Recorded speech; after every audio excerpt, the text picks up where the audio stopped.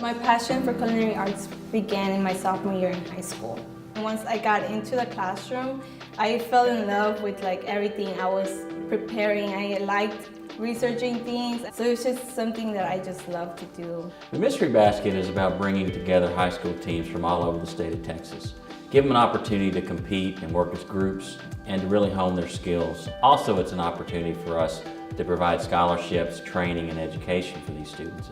All the other competitions that we have competed in are specific skills, and they kind of already know what they're doing when they walk into the competition.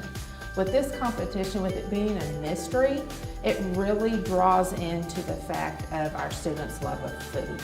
We've taught them the skills throughout their high school career, but this is an opportunity for them to shine with that. My experience here at Escoffier was excellent. Everything that I put into it, I got out. A lot of the people that I leaned on were the chefs as mentors. I still contact a lot of them today, even after being out of school for 4 or 5 years.